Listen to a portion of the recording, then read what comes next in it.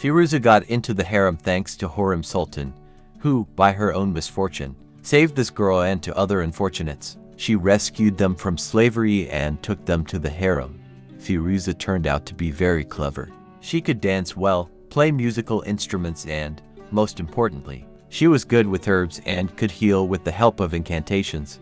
Thanks to her help, Hurrem's young son, Jihangir, became much better. She also once helped Hatice when she became ill and she did not forget about it. Hatice decided that Firuze should be Sultan Suleiman's favorite and push Hurrem aside. And Firuze got her way. She went out with Suleiman. Then he went on a military campaign, from where he wrote poetic messages to his beloved favorite. When he returned, he was again with her for some time. So how long was Firuze staying at Suleiman's palace and why did she not give birth to a child to the Sultan? Let's find out.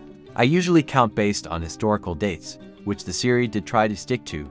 So, shortly before Firuze's arrival in the harem, Balad Hafsa Sultan, the Sultan's mother, dies and Hurrem Sultan becomes the harem ruler. This happened in 1534, about the same time Firuze entered the palace. It is known that in September 1534 Suleiman entered Tabriz, the Safavid capital ruled by Shah Tahmasp, and in November he enters Baghdad.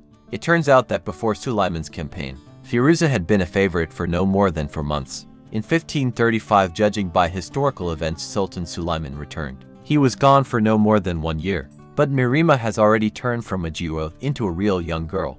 In 1535, she is 13 years old, and at this age she falls in love with Tashlai Jali. Shahzaid Mehmed also turned from a boy into a young man.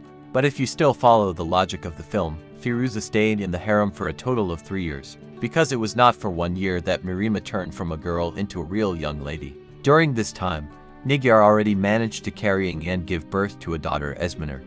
And by the time Firuze was expelled from the harem, Esminir was 2.5 years old. Why didn't Firuze become a mother? It is worth taking a look at the purpose for which the girl arrived at the palace. And in my opinion, it's still espionage. No matter what Firuze said when saying goodbye to Sultan Suleiman, and no matter how much she cried. But even if she did come to the harem to spy, why not get even closer to the Sultan with the help of a child? And also to gain power in the palace. Perhaps Firuze's main goal was to poison Sultan Suleiman, and therefore children were not in her plans. After Suleiman's death, she would have been sent to the old palace and from there she would have already found a way back to her homeland. Firuze was well versed in herbs and must have made sure there were no children, for they would have been a nuisance to her. Although there is still the possibility that she simply didn't have the time or health to become a mother. Not everyone is as lucky as Hurrem.